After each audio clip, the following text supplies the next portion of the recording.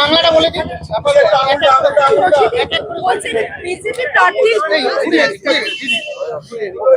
কি হলো বিষয়টা, কিভাবে ভোট কি দেখলেন?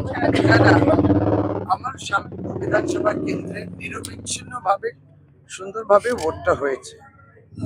যেটা ব্যতিক্রম হয়েছে সেটা হচ্ছে যে বিজেপির যিনি প্রার্থী ছিলেন তিনি 24 নম্বর ওয়ার্ড, 20 নম্বর ওয়ার্ড, 21 নম্বর ওয়ার্ড এবং 17 নম্বর ওয়ার্ডে গিয়ে 9 নম্বর ওয়ার্ডে প্রত্যেককে উত্তপ্ত করছিলেন, আলো নিয়ে, বাতাস নিয়ে, কারো দুপাট্টা নিয়ে ইত্যাদি। সুতরাং আমার তো মনে হচ্ছিল যে তিনি চাইছিলেন না যে একটা পিসফুল ভোট হোক। তারা অনেক কিছু ফেয়ার অ্যান্ড ফ্রি বলছিলেন, কিন্তু তার বিপরীত চেয়েছিলেন এবং বোধহয় তার টার্গেটই ছিল যদি বিশৃঙ্খলা তৈরি করা যায়। আর যেটা সবচেয়ে বেশি করেছে যে 18 নম্বর ওয়ার্ডে তিনি গিয়ে যেখানে চেয়ার টেবিল ছিল, মানে বুথে নয়, ক্যাম্পে তৃণমূল কংগ্রেসে, সেটাখানে ভাঙচুর করেছে এবং চিৎকার চেঁচামেচি করেছে। ওটা 18 নম্বর ওয়ার্ডে হচ্ছে।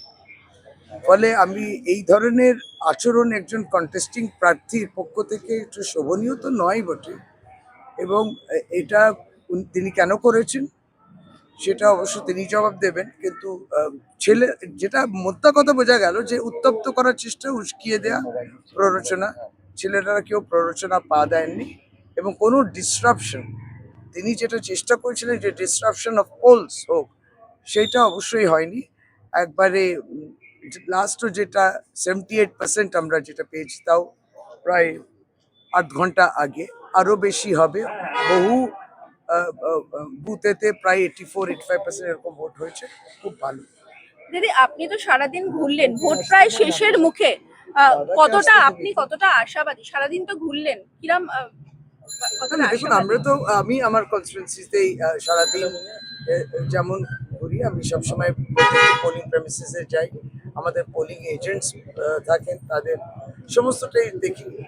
আর অবশ্যই এটাও দেখি যে যারা আসছেন, যেমন বয়োজ্যেষ্ঠ কিংবা প্রতিবন্ধী মানুষ, তারাও যাতে তাদের সুবিধে হয়।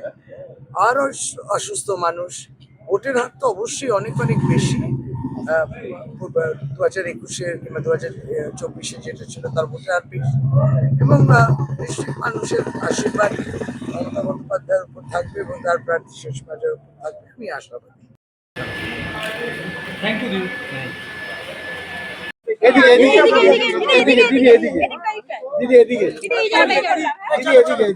আবার এদিকে ঠেলাঠেলি।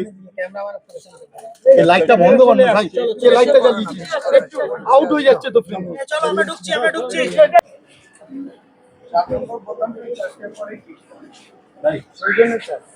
আসলে আজকাল ঘুরতে ঘুরতে টাইম লেগে গেল।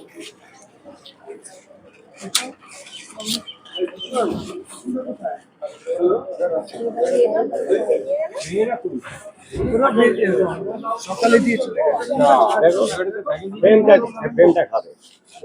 ঠিক আছে, ফ্রেমটা খাবো। রান দিকে